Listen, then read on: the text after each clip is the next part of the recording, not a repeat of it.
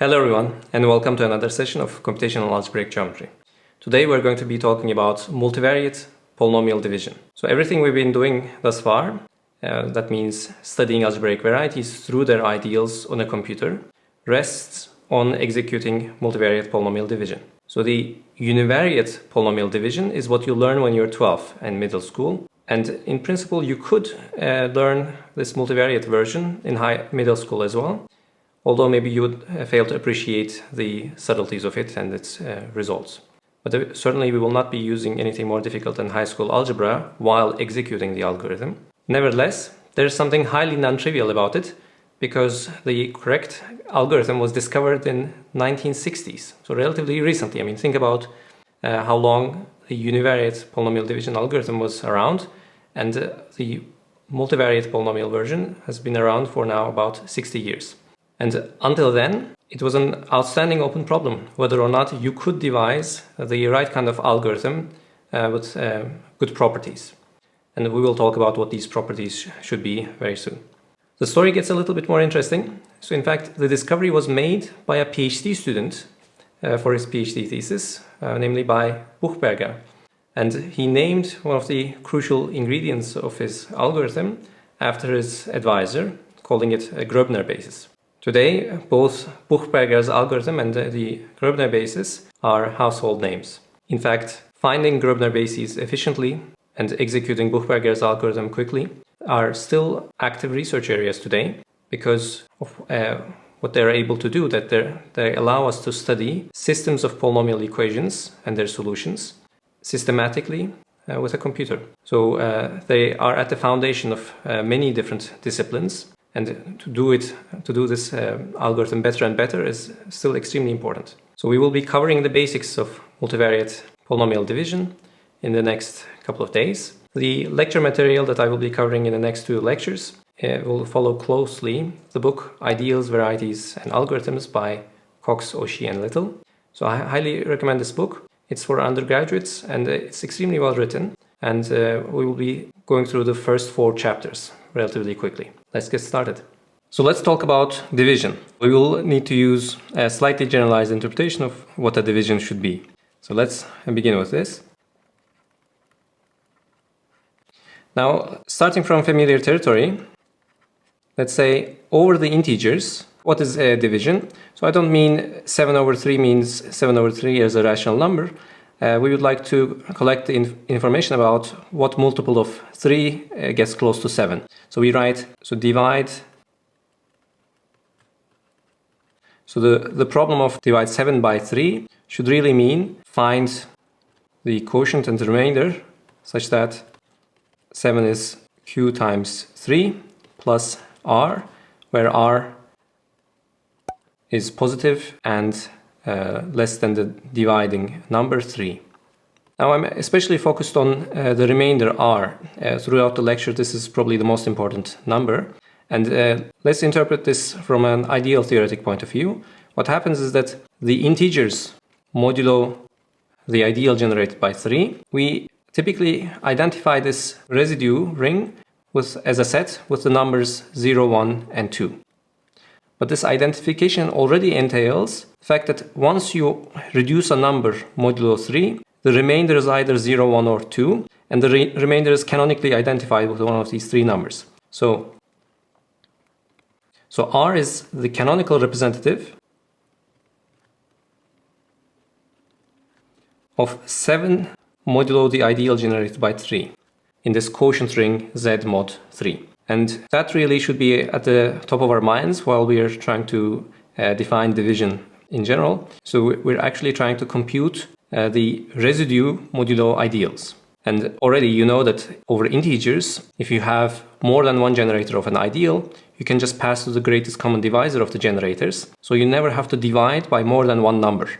Let's write this down. So note, if I have an ideal n1 through na, then this ideal is generated by a single integer, n1 through na.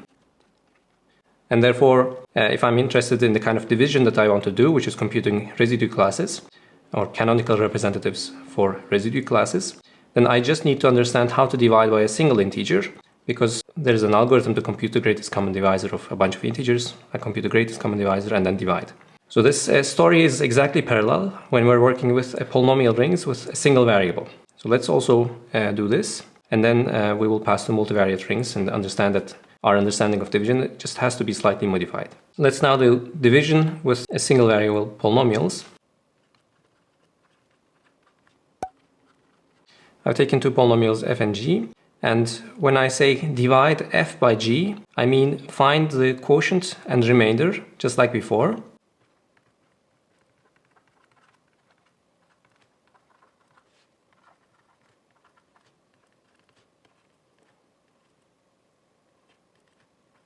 And the important criterion here is that this time we ask the degree of r to be smaller than the degree of g. And the degree of a zero polynomial we will consider to be, let's say, negative infinity. So it's automatically something of degree less than any other polynomial. And we have a very clear algorithm on how to divide polynomials. So the algorithm from middle school tells you how to find the remainder and the quotient. But let's not do this just now. So this time, let's interpret the remainder again as finding a canonical element for the representative of f modulo the ideal generated by g.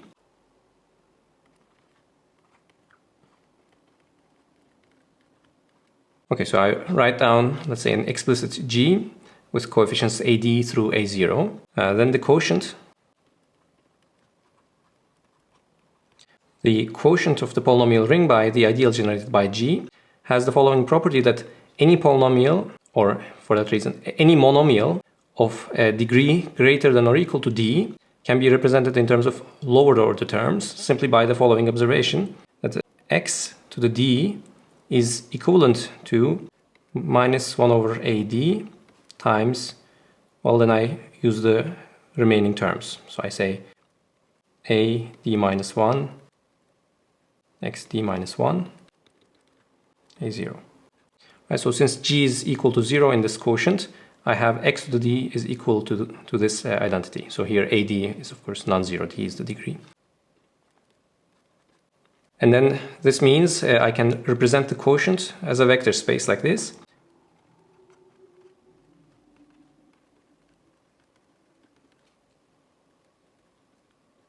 Since I can kill any monomial of degree at least d and represent it in terms of monomials of lower degree, this quotient ring must be isomorphic to this vector space generated by 1, x, etc. up to x to the power d minus 1.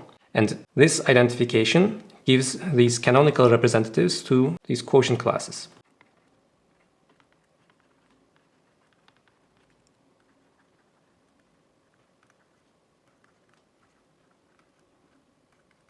So on the left-hand side of this quotient, I have f modulo g, and then I have this isomorphism. Therefore, computing r is simply evaluating this isomorphism on f mod g. Note that once again, we have the notion of a greatest common divisor for a bunch of polynomials. So we can write any ideal, let's say g1 through ga. This ideal will be generated by a polynomial, which we can call the greatest common divisor of these polynomials.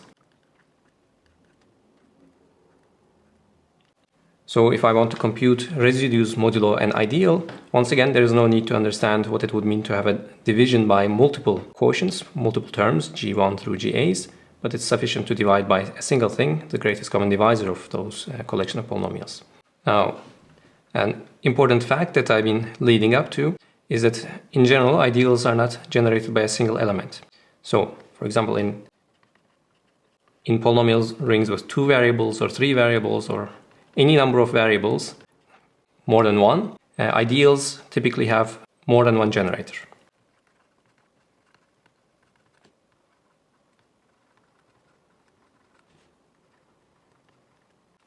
And a simple example of this is, for example, you can take the ideal generated by x and y. Obviously, no other polynomial divides x and y except for 1, so the greatest common divisor of x and y would be 1, but the ideal generated by 1 is much larger than x and y, the ideal generated by x and y. So this means if I want to compute residue elements modulo an ideal, I need to be able to divide by more than one element.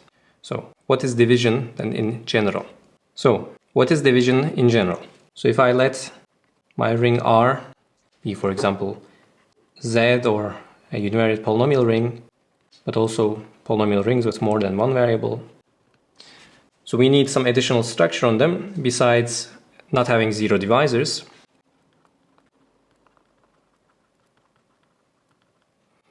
So let's just begin with an integral domain, and then we need to be able to compare elements, and this we will get to later on. So I take a polynomial, for example, f and g1 through ga, so all of them in this ring R, and I would like to define what it is to divide f by g1 through ga. So with this ideal residue in mind, it just means the following.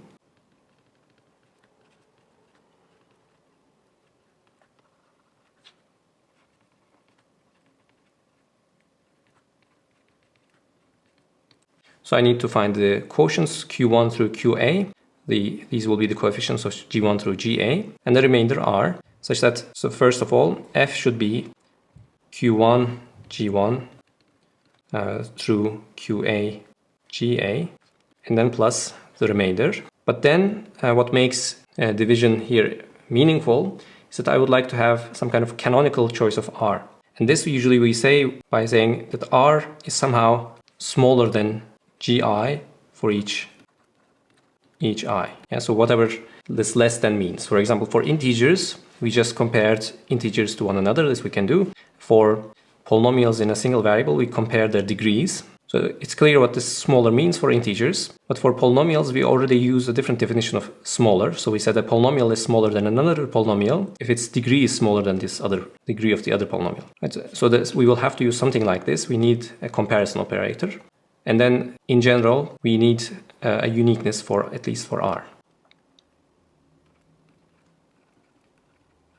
So it doesn't mean that for any ring such a thing exists, but such a thing will exist for multivariate polynomial rings once we do the right kind of constructions. But it's very far from being trivial, especially this uniqueness condition.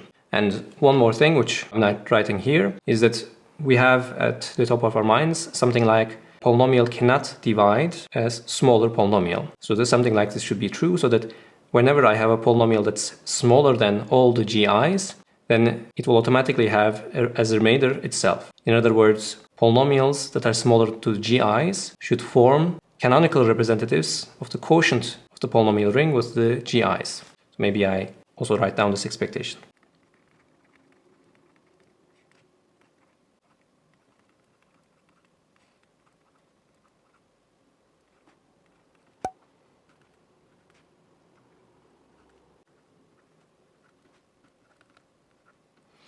With this expectation in mind, we can now proceed to study what happens in the multivariate polynomial case when we try to do division in an ad hoc manner, trying to replicate what makes sense from the univariate case. You will see that some problems occur, and these problems seem quite severe, in fact, and then we will try to fix those problems.